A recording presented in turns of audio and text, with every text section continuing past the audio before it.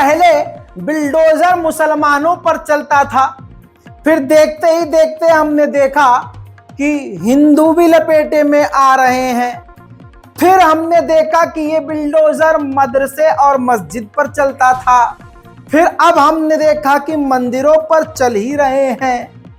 दोस्तों, आपको अगर ये नहीं दिखा तो ये मंजर मैं दिखाऊंगा, क्योंकि आज मैं आपको ये दिखाने वाला हूं कि किस प्रकार से जो मस्जिद गिराकर खुश होते हैं वो खुलेआम अपना मंदिर भी गिरा देते हैं।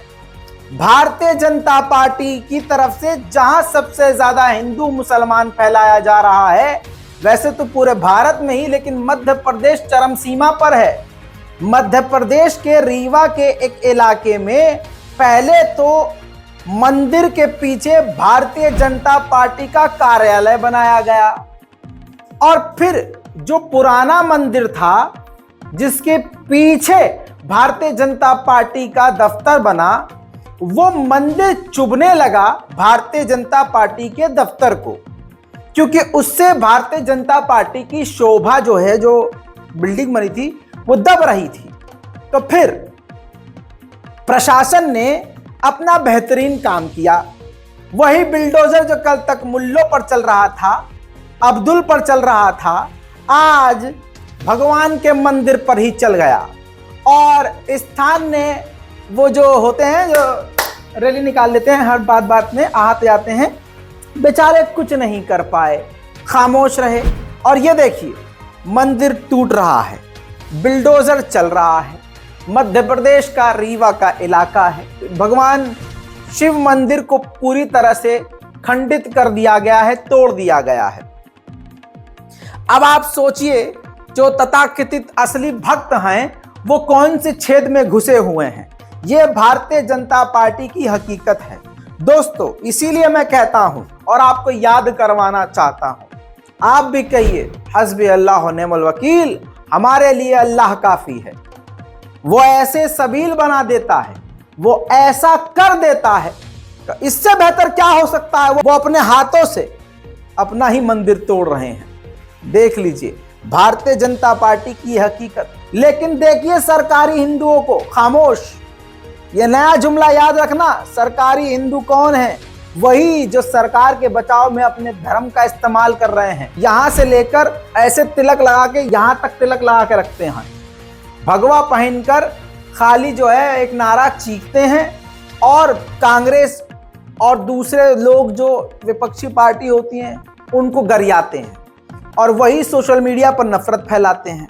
ये सब आपने देखा, कितनी अजीब और दुखदाई बात है। इसीलिए कहा जाता है कि धर्म की राजनीति नहीं करनी चाहिए, वरना फिर तस्वीर ऐसी ही होती है। खैर, सलाम, नमस्ते, सत श्री अकाल। मैं हूं रजा और आप देख रहे हैं रजाग्राफी की नेशनल प्राइम टाइम रिपोर्ट, जिस रिपोर्ट के अंदर हम आपको वो सारी खबरें एक ही रिपोर्ट में बता देते हैं जो खबर आपको कहीं नहीं दिखाई जाएगी, और खासकर गोदी मीडिया तो बिल्कुल नहीं दिखाएगा। इसलिए थोड़ा सा वक्त निकाल के ताए टुकड़ों में थोड़ी थोड़ी देर देख के पूरे दिन में इस वीडियो को जरूर देख लिया कीजिए, पूरा वीडियो, ताकि आपके दिमाग में ये बात चली जाए कि आपके खिलाफ भारत में क्या हो रहा है और मोदी सरकार इस देश को कहां लेके जा रही है, और आपके आसपास क्या साजिशें चल रही हैं। मेरे दोस्तों, मैंने एक मुद्दा उठाया था, उस मुद्दे को उठाए हुए भी 4 से 5 दिन हो गए। उस खबर को अभी तक किसी गोदी मीडिया ने नहीं दिखाया। वृंदावन के लिए कौन बोला? एक मुस्लिम पत्रकार बोला। अब आपको बता दूं कि बीबीसी के अलावा वहां कुछ मीडिया वाले पहुंचे हैं। अब आपको बता दूं कि वहां के हिंदू लोग गुस्से में हैं, क्योंकि हर घर के अंदर 100 साल पुराना मंदिर मौजूद है, और घरों समेत उन मंदिरों को भी तोड़ा जाएगा। रास्ते में आने वाले पुरातत्व, एकदम बहुत पुराने जमाने का जो मंदिर है, उसको भी तोड़ दिया जाएगा। ये विकास हो रहा है और वृंदावन कॉरिडोर बन रहा है, उसकी तैयारी चल रही है। जो सैकड़ों सालों से वहां हिंदू रहते हैं, उनके घरों को उजाड़ दिया जाएगा। लेकिन मजेदार बात यह है कि गोदी मीडिया इसको नहीं दिखा रहा है। इस वजह से और वहां के हिंदू गुस्से में हैं। लेकिन ये वही हिंदू हैं जो कल तक मोदी मोदी आएगा तो मोदी मोदी मोदी बाबा जी का बिल्डर चल जाएगा, मुल्ले आएगा तो बाबा ही आएगा तो मोदी ही। देखिए आदमियां आत्मदाह को भी तैयार हैं, मरेंगे। यानी कितनों को मारेगी ये बीजेपी, कितनों को ये प्रशासन मरवाएगा। प्रशासन जो नाश मार रहा है इस समय बहुत बुरा कर रहा है। 100 साल पुराना हमारा घर है, अब इसको छोड़ के हम कहाँ जाएं? अब वो दूसरी जगह जाके कैसे बसे?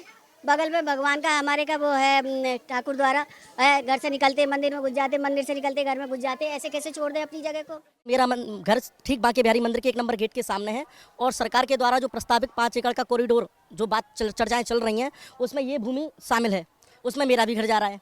बात घर जाने की नहीं है, इस कॉरिडोर के पीछे कितनी कुंज गलियां दब जाएंगी, कितना हरे ब्रज की धरोहरें नष्ट हो जाएंगी, इसकी कल्पना करना भी बड़ा मुश्किल है। मैं 250-300 वर्ष से मेरे घर के अंदर में जो मंदिर है वो भी ये तोड़ देंगे, इसके साथ में जितने भी यहाँ पर मंदिर हैं वे सब तोड़े जाएंगे। तो ऐसा विकास किस काम का कि आप जिसके पीछे 250-300 वर्ष पुराने मंदिर भी तोड़ दे रहे हैं। समझ लिया दोस्तों, वहां के हिंदू कितने परेशान हैं। वहां के हिंदुओं का कहना यह है कि 250-250 साल पुराने मंदिर भी चपेट में आ रहे हैं, जिसे मोदी सरकार तोड़ने का प्लान बना चुकी है। ये देखिए दोस्तों, वहां की नपाई भी की जा चुकी है, मकानों को निशान पर भी डाल दिया गया है और ये कंफर्म कर दिया गया है कि कौन कौन से मकान आने वाले हैं, उन मकानों को निशाने पर ले लिया गया है। अब लोग इतना परेशान हैं कि आप समझ नहीं सकते और मैं आपको समझा नहीं सकता।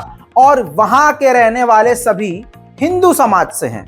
देखिए, मैं समझता हूँ कि अभी तक नगर निगम प्रशासन हो या कोई भी मतलब सरकारी विभाग हो, उन्होंने अभी भी कोई भी स्थिति क्लियर नहीं की है कि ये जो निशान लगाए हैं ये किस पर्पज से निशान लगाए हुए हैं, या रोड चौड़े होंगे या ये मकानों को आप यहाँ से हटाएंगे, या मतलब दोस्तों लोगों को क्लियर बताया नहीं गया है कि ये निशान क्यों लगाया गया, लेकिन जो हमारे सोर्स हैं उसके मुताबिक ये मकान तोड़े जाएंगे।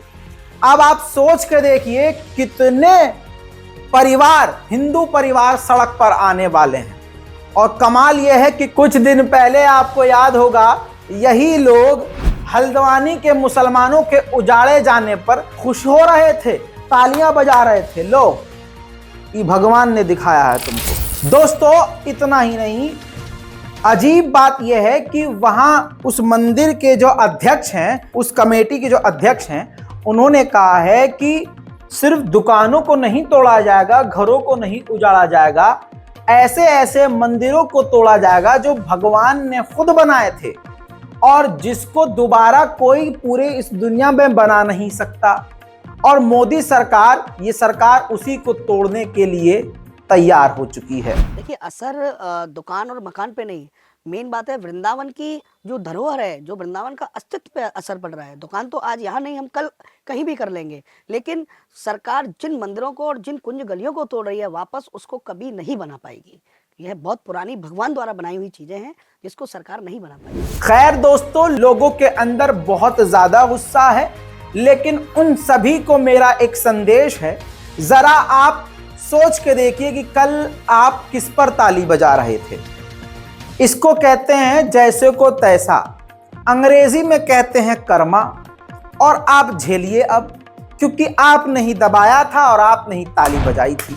लेकिन दूसरी तरफ क्या आपने ये नोटिस किया, जो हिंदू राष्ट्र की मांग कर रहे हैं, सोशल मीडिया पर बैठकर ट्रेंड करवा रहे हैं अपने अलग अलग मुद्दों को, वो हिंदू, सरकारी हिंदू अब इस पर कोई प्रदर्शन नहीं कर रहे हैं। जो सारा दिन ट्रेंड करवाते हैं, इस टाइम वो हिंदू पता नहीं कहां गए अंधभक्तों, कहां? अरे दादा, ये देखो, ये यहां लचक रहे हैं ससुरे। ये वही दादा, अरे भैया बड़ा लचकीला है। खैर तो समझ में नहीं आ रहा है, ये दिन में बाइकॉट पठान, बाइकॉट मुस्लिम और मुल्ले पाकिस्तान जाओ, हिंदू राष्ट्र बनाओ, और लेकिन ये जो है, हाँ, वृंदावन पर खामोश एकदम। इनको कहते हैं सरकारी हिंदू। अब जैसे मैंने अक्सर कई बार कहा है कि उच्च पदों पर आरएसएस और भाजपा के लोग बैठे हैं। न्याय की उम्मीद भी आप अब नहीं कर सकते, क्योंकि कोर्ट में जज भी अब वही हैं। अब ये बात के सबूत भी आ चुके हैं। जैसे ये देखिए, ये लेटर हेड देखिए, ये नाम जो हाईलाइट है वो देखिए। नाम क्या है? लक्ष्मणा चंद्रा। आपको बताऊं ये कौन है? जो मद्रास हाई कोर्ट के लिए नॉमिनेट हुई हैं। ये बीजेपी की नेशनल जनरल सेक्रेटरी फॉर महिला मोर्चा है। जी हां, महिला मोर्चा के लिए ये बीजेपी की नेता हैं, प्रभारी हैं, और अब ये जज नॉमिनेट हो गई हैं। पहले ऑब्वियसली ये वकील रही होंगी, लेकिन आप ये देखिए कि इनका क्या एक्सपीरियंस है, क्या रिकॉर्ड है नहीं पता, लेकिन जो रिकॉर्ड है मैंने आपको बता दिया है। भारतीय जनता पार्टी की महिला मोर्चा मंत्री हैं। ये देखिए, इनका ऑफिशियल आईडी कार्ड देख लीजिए, जो भी दिखाता है रजाग्राफी सबूत से दिखाता है। ये देखिए, अपने आप को चौकीदार विक्टोरिया लिखती थी। ये ट्विटर पे इनका ये मौजूद है। 31 अगस्त 2019 को ये ट्वीट किया था। I just joined the BJP, you too can join the BJP and join hands to help create a new India, give a missed call. और देखिए किस तरह से भारतीय जनता पार्टी की ये एडवर्टाइजर थी और इनके पास मेंबरशिप थी। मेंबरशिप का नंबर आपको नीचे नजर आ रहा है। स्टेट तमिलनाडु है। भारतीय जनता पार्टी की ये महिला मोर्चा नेता हैं। अब आप ये देखिए, मद्रास हाई कोर्ट की ये जज हैं। अब यहां का हाल ऐसा ही नहीं है। अगर कुरेदेंगे तो हर जगह का ऐसा ही हाल है, और ये बड़ा खतरनाक है। किसके लिए मुझे समझाने की जरूरत नहीं है। उधर दोस्तों, फर्जी बाबा की पोल पूरी तरह से खुल गई है, लेकिन फर्जी बाबा ने लगता है कि मुंह भर कर पैसा गोदी मीडिया के कुछ चैनलों को खिला दिया है। और जाहिर सी बात है, जो मुसलमानों के खिलाफ बयान दे उसको तो भारतीय जनता पार्टी, आरएसएस, हिंदू संगठन आंख बंद करके ही सपोर्ट करते हैं। और फर्जी बाबा को तो लंबे समय से अब सपोर्ट करना शुरू किया जा चुका है, जिनको लगातार ट्रेंड में लाया जा रहा है और लेकर आ भी चुके हैं। अब आपको बताता हूं कि इन्होंने, जो कल मैंने आपको बताया था कि फेसबुक से सारी डिटेल देखकर ज्ञानेंद्र तिवारी, वहां एबीपी का जो लौड़े ने भुज्यम वहां मौजूद था, तथा कथित पत्रकार पागल हो गया। अरे बाबा, अरे आपको कैसे पता? वो सब ऐसे हुआ था। ये वीडियो देखिए, जहां पर एक पत्रकार को उनके चाचा का नाम बताया, फेसबुक मौजूद था। ये देखिए, इसी पत्रकार के फेसबुक अकाउंट पे सारी डिटेल मौजूद है। जब ये पागल होकर तालियां बजने लगी थी और बजवाने लगा था ये पत्रकार, अरे बाबा को कैसे पता? भतीजी से लेकर चाचा का नाम जो बताया, ये सब देखिए। ये फेसबुक पर भी भाई साहब ज्ञानेंद्र तिवारी एक दिन पहले लाइव थे। इन्होंने अपना सारा रिलेशनशिप वहां पर डाला हुआ है, चाचा कौन, भतीजा कौन, और गृह प्रवेश के बारे में भी इन्होंने लाइव वीडियो वहां पर किया था 2-3 दिन पहले। ये सारी जानकारी फेसबुक पर मौजूद है, और बाबा ने वो फेसबुक की सीधा सीधा जानकारी बताकर पूरे ही देश को बेवकूफ बना दिया। तो दोस्तों, क्या आप जानते हैं, नया बिजनेस मॉड्यूल बता रहा हूं। आप फेसबुक से जानकारी हासिल करके करोड़ों रुपया कमा सकते हैं और लाखों लोगों को एक साथ बेवकूफ बना सकते हैं।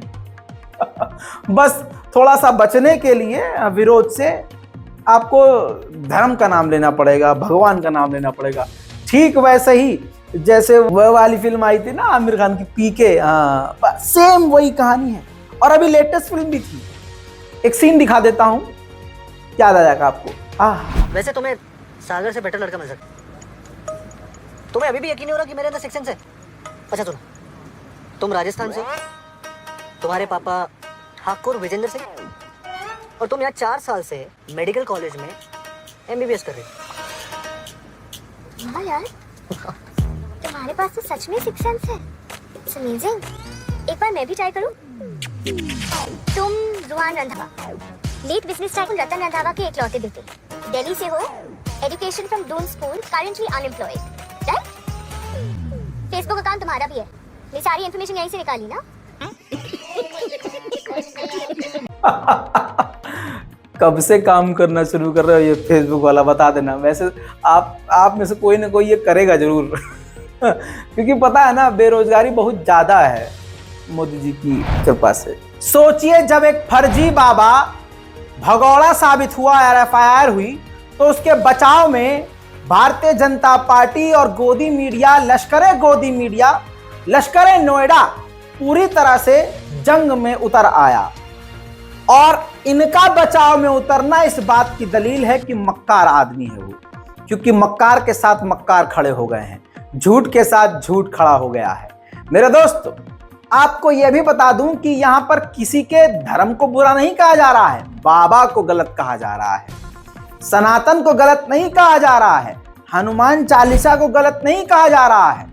जिस तरह से एक धर्म का, अपने ही धर्म का इस्तेमाल करके वो हजारों लोगों, लाखों लोगों को बेवकूफ बना रहे हैं, इस पर सवाल किया जा रहा है। अब जरा सोच के देखिए, राजीव राय जो सपा के नेता है, उन्होंने तो बिल्कुल सही सवाल पूछा है फिर कि पत्रकार के खानदान वालों का नाम बताने वाले बाबा से ये कोई पूछ के बता दे कि वो पुलवामा में RDX कहां से आया था, कौन लेके आया था, उसमें नाम किसका था, उसके खानदान की डिटेल जरा दे दीजिए। जरा सोच के देखिए, अगर बाबा के पास ऐसी शक्तियां हैं और जैसा वो कर रहे हैं कि भैया शक्ल देख के मैं सब कुछ नीचे कॉपी पर लिख देता हूं और सब कुछ पता चल जाता है, तो भाई फिर तो वो गुजरात के दंगे में जिस व्यक्ति का नाम है उन सबके नाम कॉपी पर लिख सकते हैं कि गुजरात 2002 दंगे के पीछे कौन था।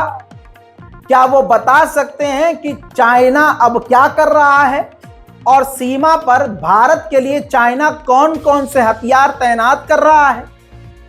चलिए वो तो बहुत दूर की बात हो गई, आउट ऑफ रेंज हो गया मामला। तो चलिए आप भारत के अंदर का ही मामला बता दीजिए, हमारी GDP नाले में क्यों जा रही है, ये देश में नफरत क्यों फैल रही है, इसके पीछे कौन है। विकास बता दीजिए, विकास के बारे में बता दीजिए। भारत की करेंसी नीचे क्यों गिर रही है, बताइए। दोस्तों, गोदी मीडिया किस प्रकार से एक फर्जी बाबा को सपोर्ट करने के लिए उतर आया है, आप जरा देखिए। ये भांडगिरी करने वाले पत्रकार भी खुलकर समर्थन में आ गए हैं। अमीश देवगन लिखता है, जितनी तत्परता से भागेश्वर धाम प्रमुख धीरेन्द्र शास्त्री को निशाना बनाया जा रहा है, क्या उतनी तत्परता से किसी से मशीनरीज पर सवाल उठाए हैं? कहीं इसका संबंध धर्मांतरण से तो नहीं है? #भागेश्वर धाम, क्योंकि ये खुद व्हाट्सएप यूनिवर्सिटी का एक मेंबर है दोस्तों। तो जो ऊपर से आता है IT सेल की तरफ से, वही इसे करना होता है। और आपने अगर ध्यान दिया तो किस तरह से धर्मांतरण इसमें डाल दिया इसने एंगल, ये तुरंत हिंदू मुस्लिम एंगल डाल के, और लिख के ले लीजिए पाकिस्तान का एंगल भी कुछ ही दिन बाद जरूर कोई ना कोई भाड़गिरी करने वाला पत्रकार जरूर डाल देगा। हो सकता है मैंने आइडिया दे दिया हो, अब पाकिस्तान का एंगल इसमें डाल दिया जाएगा। तो दोस्तों, ये जो कह रहा है कि मशीनरी ने कोई सवाल पूछा क्या, जो इस पर बाबा बेटे सवाल पूछ रहे हैं, तो इस भाड़ पत्रकार से ये पूछो कि तूने महिला सुरक्षा के लिए कितने आवाज उठाए, तूने बेरोजगारी के लिए कितनी आवाज उठाई, तू ये बता BND पत्रकार, तूने मोदी से हिम्मत करी कोई सवाल करने की है? अरे बोल, थोड़ी मर्यादा रखिए। अरे बाबूजी, मर्यादा हम बहुत अच्छे से रख रहे हैं, लेकिन तुम कमोड जैसे मुंह के, तुम उससे बहुत बाहर आ चुके हो, बहुत पहले मर्यादा से बाहर आ चुके हो। हिंदू मुसलमान के अलावा डिबेट नहीं होता है गोदी मीडिया पे, हर एंगल पे हिंदू मुसलमान एंगल डाला जाता है। बेरोजगारी, शिक्षा पर बात नहीं होती है। जो मेन मुद्दे हैं सिर्फ उससे भटकाने के लिए ये बैठकर अब ये मामला समझ लो, ये पत्रकारिता नहीं, ये खबर दिखाने के लिए नहीं, असली खबरों को छुपाने के लिए प्रोपेगेंडा वाली खबरें बनाकर आपके सामने पेश करते हैं, ताकि आप असली खबर दिमाग से समझ ना पाएं।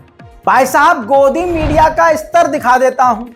अब ऐसा पत्रकार आपके सामने रख रहा हूं अब जिस मतलब क्लियर हो गया है कि पूरा लश्कर नोएडा फर्जी बाबा को बचाने के लिए सामने आ गया है। सवाल क्या करना चाहिए, लेकिन वो भांडगिरी करने वाले पत्रकार सवाल क्या कर रहे हैं। और अगर आप वीडियो देखेंगे जो मैं आपको दिखाने वाला हूं, उसमें देखिएगा पत्रकार और बाबा का चेहरा लगभग सेम है, ऐसा लगेगा कि बिछड़े हुए भाई हैं। और क्या नौटंकी भाई, देखिए। बहुत अच्छा प्रश्न है, बहुत बहुत धन्यवाद, अच्छा प्रश्न। ये आपसे किसी ने पूछा नहीं होगा? तपस्वी तो नहीं है, ये घोषणा तो नहीं करते, लेकिन आज भी दिन ना रात, हाँ बहुत। अरे आपकी योग्यता का क्या कहना, आई प्राउड ऑफ यू। हमको आप पर बहुत गर्व है, आपकी लैंग्वेज से और आपके स्पष्ट प्रश्नों से। तो देखो, बाकी लोग तो वही घिसे पिटे क्वेश्चन करते हैं, आप ये जो बीच की नई चीजें ले आई, बहुत गदगद कर गई हमको।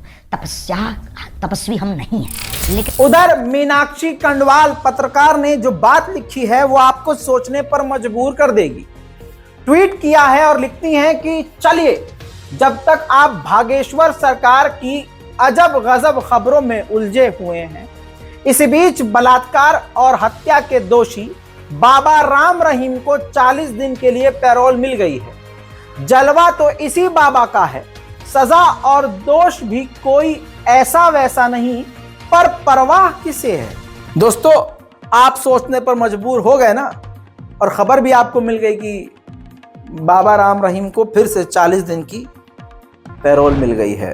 दोस्तों, भौकाल भी ऐसा कि बाबा राम रहीम का काफिला देखने लायक है। देखिए,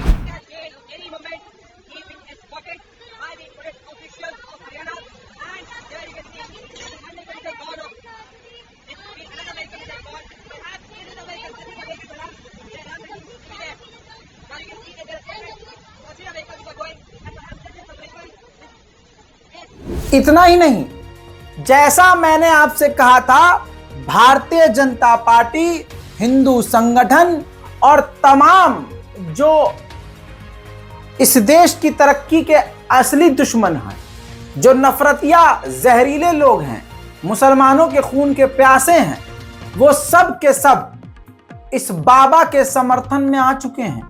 क्या आपको पता है कि इस बाबा के लिए अब भारत की राजधानी दिल्ली में भारतीय जनता पार्टी एक विशाल रैली करने जा रही है।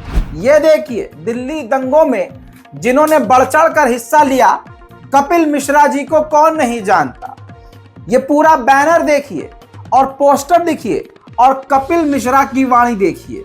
श्री भागेश्वर बालाजी शिष्य मंडल दिल्ली द्वारा श्री भागेश्वर सरकार महाराज जी के समर्थन में देश की राजधानी दिल्ली में विशाल शांतिपूर्ण धरना, जी हाँ, धरना जो है 22 तारीख को किया जाएगा, यानी आज 11 बजे सुबह जंतर मंतर पर। तो दोस्तों, आप समझिए कि अब प्रदर्शन किस बात के हो रहे हैं। झूठ को, मेरे झूठ को आप सच मान लो, वरना प्रदर्शन होगा। मेरे फ्रॉड को, मेरी मक्कारियों को आप सरकारी सच घोषित कर दो, वरना हम प्रदर्शन करेंगे। हमारी सारे फ्रॉडपने और मक्कारियों को सरकार द्वारा मान्यता प्राप्त करवा दो, सरकारी ठप्पा लगा दो, वरना हम प्रदर्शन करेंगे। ये चल रहा है मोदी के इस नए इंडिया में। मुबारक हो भारतवासियों, मोदी जी का न्यू इंडिया। इसके अलावा दोस्तों, मैंने आपसे कहा था, जो महिलाएं आज अपनी जान के लिए, अपनी इज्जत के लिए सड़कों पर धरना दे रही हैं, पहलवान महिलाएं, हालांकि उनका भी रवैया देश को समझ में नहीं आया। सरकार से लड़ाई भी नहीं थी, लेकिन सरकारी आदमी पर विरोध भी था। सरकार से उनका कहना था लड़ाई नहीं है, लेकिन भारतीय जनता पार्टी के एक दिग्गज नेता पर आरोप भी था। हिपोक्रेसी की भी सीमा होती है भाई साहब। खैर मेरे दोस्तों, अब मैंने जो आपको कल ही कहा था कि लिख के ले लो, इनको आतंकी, दंगाई, झूठा, मक्कार घोषित किया जाएगा, भारतीय जनता पार्टी की तरफ से ये शुरू हो गया। और आपकी भी हंसी निकल जाएगी कि ये मतलब दिख रहा है कि दूसरी दो जो खिलाड़ी है, महिला खिलाड़ी, उनको एक डायलॉग व्हाट्सएप पर लिखकर भेजा गया और कहा गया तुमको ये बोलना है। शायद भारतीय जनता पार्टी के आईटी सेल ने कहा होगा कि अलग अलग बोलना है, लेकिन दोनों दीदियों ने एक साथ बोल दिया और दुनिया ने पकड़ लिया कि भाई साहब ये तो वेरी गुड डायरेक्शन है, वेरी गुड स्क्रिप्ट। देखिए, मैं कनक कुशवाहा, मैं काजल कुशवाहा, हम अखाड़ा ट्रेनिंग स्कूल भोपाल मध्य प्रदेश की राष्ट्रीय कुश्ती खिलाड़ी हैं। भारतीय कुश्ती संघ अध्यक्ष पर जो भी आरोप लगाए जा रहे हैं वे सभी बेबुनियाद हैं। हम इतने सालों से कुश्ती लड़ रहे हैं, परंतु आज तक किसी भी लड़की के साथ कुछ गलत नहीं हुआ है। हम इन बेबुनियाद बातों की कठोर निंदा करते हैं और आप सभी से हाथ जोड़कर निवेदन करते हैं कि आप भी इन बेबुनियाद बातों की कठोर निंदा करें। Are you comedy me? कहानी यहां रुकती तो बात ही अलग होती। आप जानते हैं भारतीय जनता पार्टी का काम करने का तरीका, बेरोजगार, अंधभक्त और सरकारी हिंदुओं को काम करने का तरीका, उनको काम पर लगा दिया गया कि भाई साहब आपको ये ट्रेंड करना है, ये ट्रेंड करवाना है। और आप देखिए असली चेहरा ये जिसका मैंने जिक्र किया था। ये देखिए, अंधभक्तों ने ट्रेंड करवाया और अभी भी ट्रेंड कर रहा है। I support Brijbhushan Singh. भारत की वो सरकार जो महिला सम्मान की बात करती है और जो कहती है धर्मो रक्षित रक्षा, मोदी है तो मुमकिन है, ये उसके समर्थक हैं। मोदी के समर्थक का आप ये लाइन पढ़िए, नीचे क्या लिखा है प्रोफाइल पर, धर्मो रक्षित रक्षित योगी समर्थक, रक्त से सहना है, रंगतांचल तुम्हारे समझ से परे है, पूर्वांचल, ओ माय गॉड, बाबू साहब, बाबू साहब।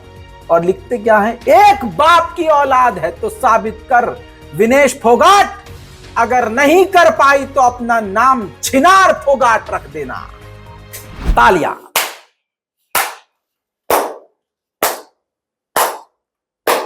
और कमाल यह है कि विनेश फोगाट से लेकर तमाम महिलाएं जो सड़कों पर बैठी थीं, औकात नहीं होगी उनकी कि ऐसे लोगों पर कुछ बोल सके।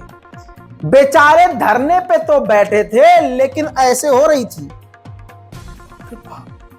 कहीं हाँ तड़ीपार का फोन ना आ जावे, इसीलिए बार बार ये हमारा भाई साहब ये राजनीतिक प्रदर्शन नहीं है, इसको राजनीति। अबे भैया, देश में टट्टी भी बन रही है, आज पखाना भी बन रहा है, तो उस पर भी राजनीति हो रही है और आप कह रहे हो इस पर राजनीति ना हो।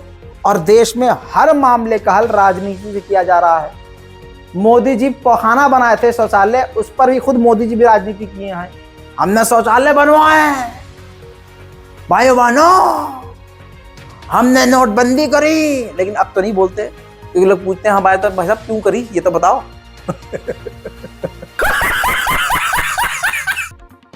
खैर, तो आज वो जो इनको देखिए गालियां बकी जा रही हैं, क्या बोल दिया गया है, दोबारा नहीं बोलूंगा। और आप ये देखिए कि ट्रेंड करवाया जा रहा है। तो मैंने 1.5 साल पहले अपने किसी प्राइम टाइम में कहा था, आप लोगों में से किसी को याद हो, कि ये जो है मुस्लिम विरोधी नहीं है, ईसाई विरोधी नहीं है, ये सिर्फ दलित विरोधी नहीं है, ये जो नए 2014 के बाद वाले हिंदू हैं, उर्फ ये जो अंधभक्त हैं भारतीय जनता पार्टी के, ये तमाम ऐसे लोगों के विरोधी हैं जो मोदी सरकार से सवाल कर ले।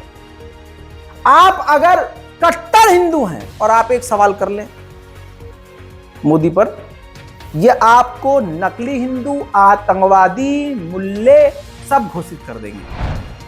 अब यही जो अंधभक्त और जो नकली हिंदू हैं या जो सच्चे, जिनको कह रहे, जो अपने आप को कह रहे हैं हम सच्चे हैं, ये ध्यान रखने वाली बात है कि ये वृंदावन के हिंदुओं पर खामोश है। वहीं जो मैंने कल भविष्यवाणी करी थी, मैं काली जबान नहीं हूं, कह भी रहे हो तो कोई बात नहीं है, घंटा हमको कोई फर्क नहीं पड़ता। एक आदमी ने कहा था 15 लाख रुपए देंगे और वो हमारे 15 लाख लेके मार गया और पूरी बेशर्मी से जो है हीरोगिरी दिखाता फिर रहा है। जब वो चौड़ा होकर घूम रहा है करोड़ों रुपया करोड़ों लोगों का मार के, तो भाई साहब जो हम बात कह रहे हैं वो सच हो जा रही है, तो इसमें हम शर्म काहे करें? इनमें कोनो शर्म करे की बात है का नहीं है ना भैया। तो सुनिए, कल ही कहा था और आज ही हो गया, मीडिया के सामने आकर यह भी कह दिया गया है जो संगठन है, खिलाड़ी संगठन और जो पूरा सरकारी तंत्र है, उसके द्वारा कहलवा दिया गया है कि ये आरोप निराधार है, झूठा है, फर्जी है। आज से पहले यौन शोषण का कोई जिक्र ही नहीं। संघ पर लगे आरोपों के बाद अब कुश्ती संघ ने खेल मंत्रालय को जवाब दिया। प्रदर्शनकारियों के आरोपों में कोई सच्चाई नहीं, ये जवाब में लिखा है। कुश्ती संघ ने कहा कि यौन उत्पीड़न की कभी शिकायत नहीं की गई, यौन उत्पीड़न समिति को कभी नहीं बताया गया। प्रदर्शनकारियों का धरना किसी बड़ी साजिश का हिस्सा है, कुश्ती संघ अध्यक्ष और कोच को बदनाम करने की कोशिश। खेल मंत्रालय ने एक नोटिस जारी कर 72 घंटे के अंदर कुश्ती संघ को जवाब देने को कहा था। अब कुश्ती संघ ने अपना जवाब भेजा है। हालांकि कल ही ये प्रदर्शन पे जो बैठे थे बेचारे, उनका प्रदर्शन खत्म करवा दिया गया, उनको आश्वासन देके कि भाई साहब अब आपके साथ कुछ नहीं होगा, आपकी आवाज हमने पहुंचा दी है। और खुशी खुशी में बजरंग पुनिया समेत कई लोगों ने ट्वीट किया। बजरंग पुनिया ने लिखा कि मैं अपने सभी खिलाड़ी साथियों की तरफ से सरकार का धन्यवाद करता हूं कि उन्होंने हमारे आंदोलन और मांगों को गंभीरता से लिया। सरकार ने हमें आश्वासन दिया है कि वह खिलाड़ियों के साथ न्याय करेगी। अच्छा, मेरी हंसी क्यों निकल गई है, मैं अभी बताता हूं। अब ये बबीता फोगाट का भी देख लीजिए। मैं सभी खिलाड़ियों की तरफ से सरकार का धन्यवाद करती हूं कि उन्होंने खिलाड़ियों की मांगों को माना है। हमारी सरकार और हमारे आदरणीय प्रधानमंत्री श्री नरेंद्र मोदी जी ने हमेशा ही खेल और खिलाड़ियों का साथ दिया है और आज भी वह खिलाड़ियों के साथ हैं। अब दो बातें हैं, अभी तक एफआईआर नहीं हुआ है। दूसरी बात, 3 दिन में धरना प्रदर्शन खत्म करवाए हुए 24 घंटा हो गया और जब ये धरना प्रदर्शन खत्म हुआ तो उसके बाद ये बयान जारी किया गया है संगठन की तरफ से जो मैंने एनडीटीवी की रिपोर्ट दिखाई कि ये तो आरोप हैं, कभी यौन शोषण नहीं हुआ, ये तो बदनाम करने की कोशिश की जा रही है। ये लो, इंसाफ ले लो। इतना ही नहीं दोस्तों, अब मैं आपको 56 इंच का दम दिखाता हूं, 56 इंच की हिम्मत दिखाता हूं, 56 इंच की ताकत बता देता हूं। 56 इंच वाले ने ऑर्डर दे दिया। आपको याद होगा कि बीबीसी के बारे में बताया था। बीबीसी ने एक डॉक्यूमेंट्री रिलीज करी जिसके अंदर सन 2002 में जो असली आरोपी है उसके सारे पुर्जे खोल डाले, जिसके बाद आप जानते हैं तथाकथित जो राष्ट्रभक्त हैं उनके सारे छेद में ततैये लग गए, परेशान हो गए कि अब क्या करें। बाइकॉट चलने लगा। तो बाइकॉट चलाना तो उनके लिए आम बात है, लेकिन जब खुद मोदी जी ही अकेले बाइकॉट बोल दें तो फिर क्या होता है। एक तरफ सारा भारत और एक तरफ हमारे अकेले मोदी जी, और उनके 56 इंच का निडरता देखिए, पावर देखिए, पावर ऑफ 56 इंच। सरकार ने आदेश दिया कि बीबीसी की उस वीडियो को यूट्यूब से हटा दिया जाए। उस वीडियो को यूट्यूब से हटवा दिया गया। फिर आदेश जारी किया गया साहिब का कि ट्विटर पर बीबीसी के जो लिंक डाले गए हैं और जो सोर्सेज डाले गए हैं जिसमें खुल रही है 56 इंच की सच्चाई और गुजरात की पोल 2002 दंगे का सारा मामला, उन ट्वीट को भी ब्लॉक कर दिया जाए। तो दोस्तों, यह ऑर्डर है, एनडीटीवी की रिपोर्ट है दोस्तों। और आपको बता दूं, इसके बाद यूट्यूब से वीडियो को हटा दिया गया, ट्विटर अकाउंट को ब्लॉक करना शुरू कर दिया गया। जिन यूजर्स ने वो ट्वीट किया था उनके ट्वीट डिलीट हो गए। This is the power of 56 inches, you know, you understand. दोस्तों, इतना ही नहीं, अब आपको कहानी में ट्विस्ट बता दूं। सरकार ये चाहती है कि जनता ये बात ना जाने, ये प्रोपेगेंडा है, प्रोपेगेंडा है। लेकिन जो लोग खुश हो रहे हैं कि आहा बंद हो गया, ब्लॉक करवा दिया, बता दूं कि वो ट्वीट सिर्फ इंडिया में नहीं दिखेंगे, बाकी दुनिया में हर जगह नजर आएंगे। जो वीडियो इंडिया में ब्लॉक हो गया है वो सिर्फ इंडिया में ही यूट्यूब से ब्लॉक है, बाकी वो वीडियो पूरी दुनिया में नजर आएगा। यानी सारी दुनिया को दिखाया जाएगा, बस आप और हम नहीं देखेंगे। और आप और हमको कोई देखने और जानने की जरूरत है क्या? अबे हमको तो पता ही है। बहरहाल आज जो 56 इंच वाले को तकलीफ हुई है, जो क्रिटिसिज्म सुन के, जो आलोचना सुन के, यही वो 56 इंच वाले थे जो कभी कहते थे, ये देखिए मोदी जी ने सन 2018 में कहा था आप आजाद हैं मेरी आलोचना करने के लिए। जो क्रिटिसिज्म होता है वो डेमोक्रेसी को मजबूत करता है भाइयों बहनों। I want this government to be criticized. Criticism makes democracy strong. PM Narendra Modi. लेकिन दोस्तों 2023 आते आते साहिब के सब कुछ सिस्टम बदल गए हैं। अपने ही बोली हुई बातों पर यूं जज्बात पलट दिए, हालात पलट दिए, फीलिंग्स पलट दी। अब इस पर आलोचना तो कांग्रेस ने जमकर करी है और करनी भी चाहिए। ये देखिए कांग्रेस पार्टी ने अपने आधिकारिक पेज से ये ट्वीट किया है, एक ग्राफिक्स बनाया है, इस पर लिखा है पीएम मोदी पर बनी बीबीसी डॉक्यूमेंट्री को सरकार ने किया बैन, यूट्यूब ट्विटर को दिया गया ब्लॉक करने का आदेश। और इसका जो टाइटल डाला है कांग्रेस ने डरपोक लिखा है। जाहिर सी बात है, अब डरपोक का क्या मतलब होता है मुझे इसको एक्सप्लेन करने की जरूरत नहीं है। वहीं सुब्रमण्यम स्वामी भारतीय जनता पार्टी के सीनियर नेता, उन्होंने भी सवाल खड़े कर दिए हैं कि आखिर मोदी सरकार बीबीसी की एक डॉक्यूमेंट्री से इतना क्यों डरी हुई है। सवाल है भाई, जेन्युइन है, कुछ तो है उसके अंदर जो इतना खौफ में है भाई साहब। सारे पोल पट्टी खोले गई हैं उसमें, सारे राज सबूत के साथ खोले गए हैं। भाई साहब ये जो बीबीसी के पत्रकार हैं इनको पत्रकारिता आती नहीं है। इन ससुरों को तो पत्रकारिता करते कैसे हैं हमारे गोदी मीडिया के एंकरों से ट्रेनिंग लेनी चाहिए। अबे ऐसे कैसे कर लिया भाई तुमने, सीधा सवाल कर लिया तुमने, इतिहासकारों से सीधा सवाल कर लिया। अबे सवाल ऐसे करते हैं? अबे सवाल तो यूं करते हैं कि साहिब आप थकते क्यों नहीं हैं, और सवाल इस तरह से करते हैं साहिब अब बटुआ रखते हैं कि नहीं। पूछता है भारत, साहिब आप आम चूस कर खाते हैं क्या काट कर? भाई ऐसे करते हैं सवाल, ये क्या सीधा यार। बीबीसी वालों से कहना चाहता हूं पहले ट्रेनिंग लो भारत आकर। खैर दोस्तों, इस चक्कर में क्योंकि बीबीसी ने पोल खोल दी है और सच बोलने वालों से बड़ी तकलीफ होती है अंधभक्तों को, झूठ की पैदावार को सच की हवा भी बर्दाश्त नहीं होती। तो अब BBC boycott, BBC quit India, इस तरह के हैशटैग खुद भारतीय जनता पार्टी चलवा रही है, बीजेपी की आईटी सेल चलवा रही है और काम गोदी मीडिया को दे दिया गया है। और गोदी मीडिया के पत्रकार इसको बखूबी करेंगे क्योंकि ऑर्डर ऊपर से आया है, क्योंकि पिताजी पर ही सीधा हमला है। दोस्तों इसके अलावा आपको बता दूं कि देश में तेजी से नफरत को बढ़ाया जा रहा है और अल्पसंख्यक मौत की कगार पर है।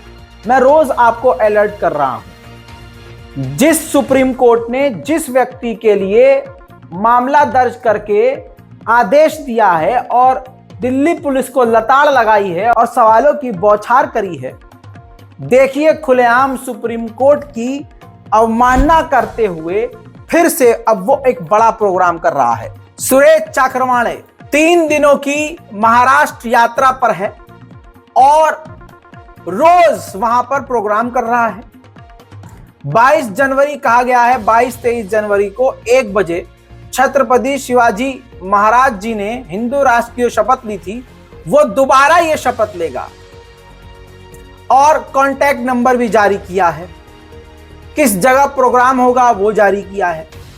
आप सोच के देखिए कि खुलेआम सुप्रीम कोर्ट की आलोचना कर रहा है और सुप्रीम कोर्ट ने जो काम करने से मना किया है और जो हेट स्पीच जिसको करार दिया है, ये सुरेश चक्रवाणे खुलकर वो काम कर रहा है, लेकिन प्रशासन इस पर कोई कार्रवाई नहीं कर रहा है। पता है क्यों? क्योंकि ऊपर 2 लोगों का इसके हाथ है और वो 2 लोग कौन है आपको नीचे कमेंट करना है। वही भारत जोड़ो यात्रा को बदनाम करने के लिए एड़ी चोटी का जोर लगाया गया, लेकिन भारत जोड़ो यात्रा बदनाम नहीं हुई।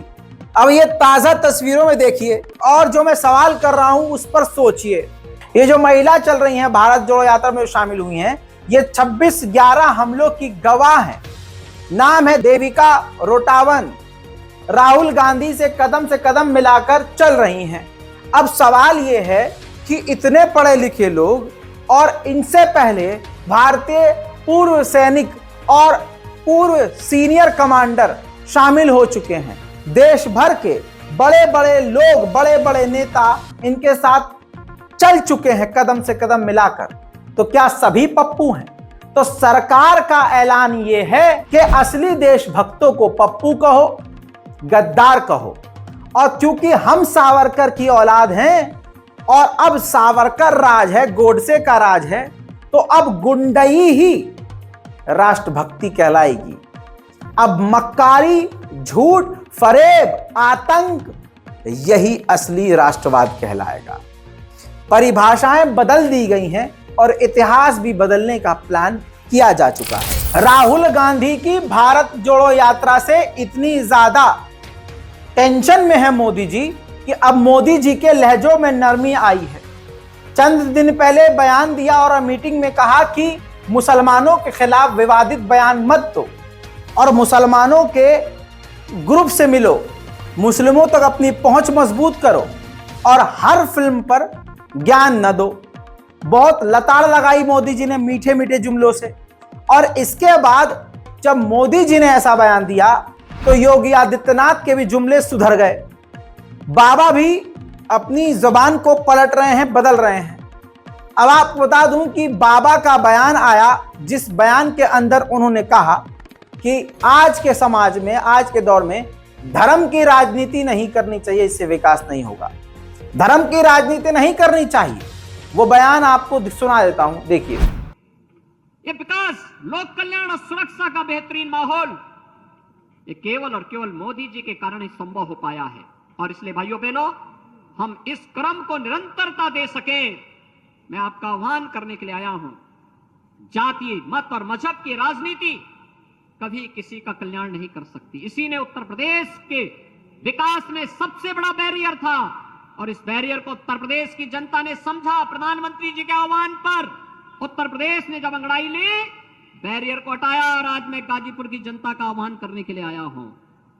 लोकसभा और विधानसभा चुनाव में भले ही हमें सफलता न मिली हो, लेकिन विकास के कार्यों में हम लोगों ने यहां पे किसी प्रकार की कोई कोताही नहीं बरती और इसीलिए आज मैं आपके पास आह्वान करने के लिए आया हूं। राष्ट्रीय अध्यक्ष जी ने अपने कार्यक्रम के दौरे को केंद्र बिंदु बनाया है आपके गाजीपुर जिले को, और आपका आह्वान करूंगा। बाबा ने कहा कि धर्म की राजनीति नहीं करनी चाहिए, सिर्फ ये करेंगे, बाकी कोई नहीं करेगा। ये दूसरों के लिए है, खुद के लिए नहीं है, क्योंकि खुद तो वही कर रहे हैं और वही करते आए हैं। लेकिन देखिए, इसको 24 की तैयारी कुछ लोग समझ रहे हैं, लेकिन मेरी राय ये है कि भारत जोड़ो यात्रा का डर अब इनको ये सब बोलने पर मजबूर कर रहा है। यही वो पार्टी है जिसने 2014 से अब तक पूरे देश में नफरत फैलाई है।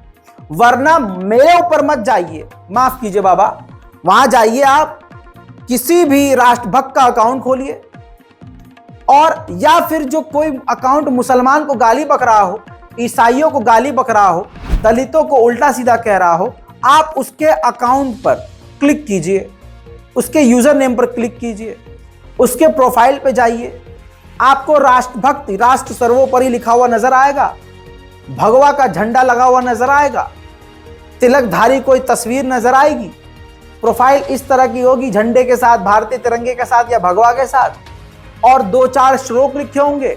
और दूसरों के पोस्ट पर, कांग्रेसियों के पोस्ट पर, मुसलमानों को पोस्ट पर वो दनादन गाली बक रहा होगा। और जब उसके आप अकाउंट को देखेंगे तो वो मोदी का समर्थक और योगी का भक्त होगा। यही है, सोशल मीडिया पर आज जाइए, ऐसे ही भीड़ है और यही वो लोग हैं जो देश में नफरत फैला रहे हैं। अपने धर्म को बदनाम करने वाले, क्या हिंदुत्व बुरा है? नहीं भाई साहब। नफरत करना सिखाता है कोई धर्म? नहीं भाई साहब। अगर हिंदुत्व बुरा होता, हिंदू बुरा होता, सनातन बुरा होता, तो 1947 से अब तक हिंदू, मुसलमान, सिख, ईसाई सब मिलकर रहते आ रहे हैं। आज तक कुछ हुआ? अगर बुरा होता तो मुसलमान आज जिंदा ना होता, ये सब बहुत पहले हो चुका होता। लेकिन ये जो नकली हिंदू हैं, जो ये 2014 के बाद वाले हिंदू हैं, जिनको आज बार बार बोलना पड़ रहा है कि हम हिंदू हैं, हम हिंदू हैं, हिंदू हैं, हम हिंदू हैं, हम सनातन हैं, हम सनातन, ऐसी कई सारी वीडियो आ रही है? इनको बोलना क्यों पड़ रहा है? क्योंकि इनको शायद पहले पता नहीं था। तो ये सब नौटंकी चल रही है और परिभाषाएं बदल दी गई हैं। नफरत इस तरह से नसों में डाल दी गई है कि अब परिभाषा हिंदू की ये है, भारतीय जनता पार्टी की तरफ से, कि अगर आप हिंदू हैं तो आप मुल्लों को बर्दाश्त नहीं करेंगे। अगर आपके जिस्म में सच्चा हिंदू का खून है तो आप ईसाइयों को बर्दाश्त नहीं करेंगे, लव जिहाद बर्दाश्त नहीं करेंगे, ये जिहाद बर्दाश्त नहीं करेंगे, मुल्ला जिहाद बर्दाश्त नहीं करेंगे। असल में सिर्फ इनका मकसद पीछे से क्या है? शिक्षा की बात नहीं होनी चाहिए, रोजगार की बात नहीं होनी चाहिए, स्वास्थ्य की बात नहीं होनी चाहिए, विकास की बात नहीं होनी चाहिए। तो इनको उलझा के रखो। दोस्तों, गोदी मीडिया झूठ बोल रहा है, सरकार सच को दबा रही है, मुसलमान और ईसाई डर कर खामोश बैठा है, बहुसंख्यक तलवार लेके चढ़ाई करने की कोशिश कर रहा है। हाल बड़ा बेकार है और बुरा है। इन सबके बावजूद आपके सामने सच रखने की हिम्मत कर रहा हूं। जब तक जिंदा हूं रखता रहूंगा। हाथ जोड़कर निवेदन है, इस रिपोर्ट को जरूर शेयर करें। व्हाट्सएप पर स्टोरी लगाइए, इसके लिंक को शेयर कीजिए, नहीं तो डाउनलोड करके अपने हर जगह इसको पोस्ट कीजिए। नहीं कर सकते तो कम से कम जो बड़े बुजुर्ग हैं वो अपने दोस्तों और रिश्तेदारों और लोगों से कहें कि भैया एक रजा गराफी है, उसका चैनलवा जाके देखो, बहुत कुछ सच्चाई देखा के मिल जाएगी। ये आप इतना कह देंगे तो समझ लीजिए कि बेड़ा पार हो गया और हमारी जो ये सारी मेहनत है कामयाब हो गई। जय हिंद।